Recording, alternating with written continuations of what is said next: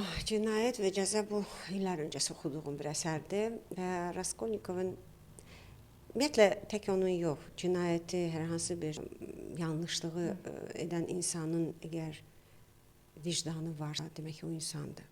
Əgər gecələr başını yastığa qoyub özünə sual verirsə və özünü ittiham eləyirsə, həmişə mən bu sözü deyirəm. Deyirəm ki, insan özünün vəkili olmamalıdır. İnsan özünün hakimi olmalıdır.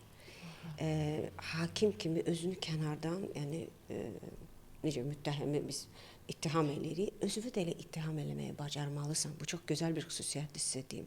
Düzdür, bəzən mən bunu aşırı bir hallarını da yaşayıram. Bəzən insanlar, indi Raskolnikova gələcəm, bəzən insanlar özləri öz danışdıqları yalanlara inanırlar. Bəzən yox, çox vaxtı. Yox, mən bu yerdə doğru addım atdım, mənim başqa yolum yox idi. Məncə Raskolnikovun yerində hər kim olur olsun. Əgər sən ətrafındakı bir çox insanı xoşbəxt eləmək istəyirsənsə, hansısa bir problemlərini həll eləmək istəyirsənsə, sən kimsəni öldürməlisən ki.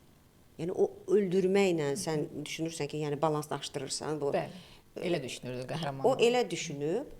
Amma yenə də sona qədər adam inanmaq istəyir ki, o doğrudan da o vicdanı ilə baş-başa qalıb öz günahını çox gözəl anlayır.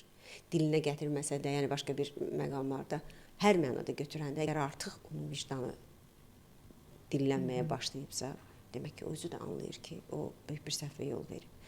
Sələmçi qadının isə qaldı o acgözlüyü, başqa yəni bu vicdansızlığı insanların, yəni biz bilirdik əsərdə də o yəni düşdüyü pis duruma da baxmırdı və o onun üçün maraqlı olan ancaq pul idi. Dini, imanı da pul idi.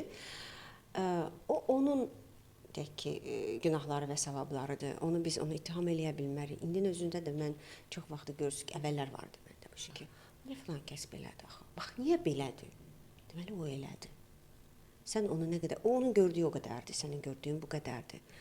Raskolnikov düşünürdü ki, yəni bu balansı tutacaq, amma ədaləti bərqərar edəcək. Amma sonunda gördünüz ki, heç də elə deyilmiş. Amma yenə də sona qədər adımdan ki, o doğrudan da onun içində bir insanlıq yatırdı ki, onun vicdanı onu artıq dilə gətirdi. Və mən çox arzu edirəm ki, bugünkü günü yaşadığımız həyatda da məsuliyyətini hiss eləmədiyi, ağzından çıxan sözün dalında durmadığı bütün insanlar bax, sonda elə vicdanlarla üzbəüz gələ bilsinlər, özlərinə suallar verə bilsinlər. Mən niyə bunu elədim? Nə idi məqsədim? Yaxud da bilirsiniz, bəzən də düşünürük ki, xətrinə dəymişəm, gedib bağışlayacaq, mən də rahat olacam. Öz vicdanımızı rahatlatmaq üçün. O da doğru deyil. Sən zorla o insanın dilindən gedib ağlamaq, göz yaşı tökməklə də bağışlanmağı diləməklə də sən günahlarını yumursan.